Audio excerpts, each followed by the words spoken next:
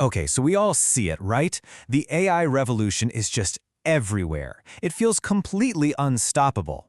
But what if I told you that the biggest thing holding it all back is hiding in plain sight, and it's microscopic? And that's really the wild question at the heart of what we're digging into today. Could the entire future of artificial intelligence, all of its incredible promise, really hinge on one tiny, ridiculously complex little component? To really get why this is such a huge deal, you've got to look at the demand. Nvidia's Blackwell GPUs, that was a 5 times production increase over the last one. 5.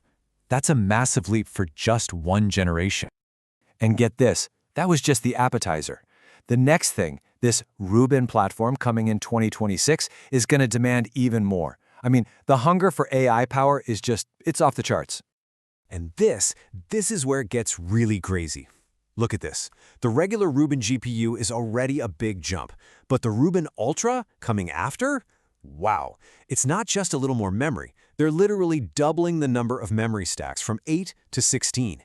And each of those stacks is taller and way, way harder to build. This isn't just taking another step up the ladder, it's an exponential leap in just how difficult this stuff is to make.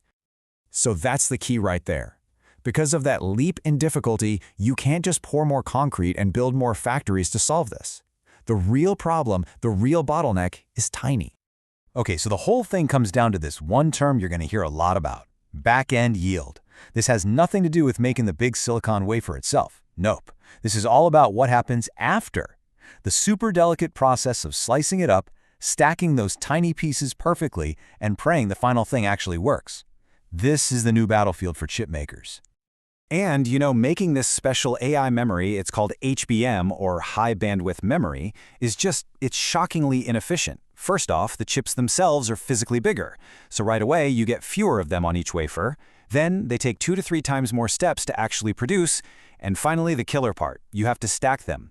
You're losing potential at every single step compared to the normal RAM in your computer. And this quote from the source material, man, it just nails the crisis. The word they use is catastrophic. Catastrophic yield rates. For these super complex 16-layer stacks that the Rubin Ultra chip needs, more than half of them are just duds. They get thrown out. Total failures. Let's just do some quick, brutal math here. Imagine each of the 16 layers has a pretty good 90% chance of being perfect. Seems okay, right? Wrong. By the time you stack all 16, the chance of the entire stack being perfect plummets to a disastrous 18.5%. The odds they stack against you, literally. You can start with a mountain of perfect little chips and end up with just a handful of finished products that actually work.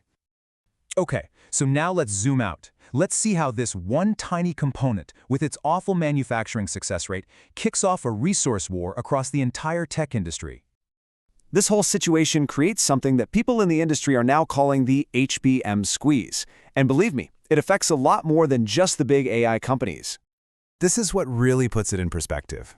For every single bit of this fancy AI memory that a company like Samsung or SK Hynix makes, they're giving up the chance to make almost 3 bits of the normal DDR5 memory. The stuff that goes in our PCs, our laptops, the servers that basically run the internet.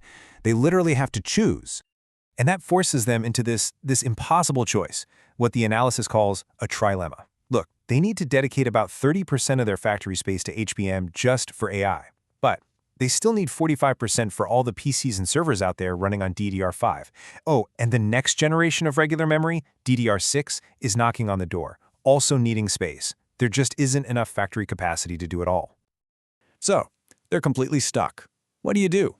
Do you chase the future of AI, pouring money into the super risky, low-yield HBM tech for your biggest clients?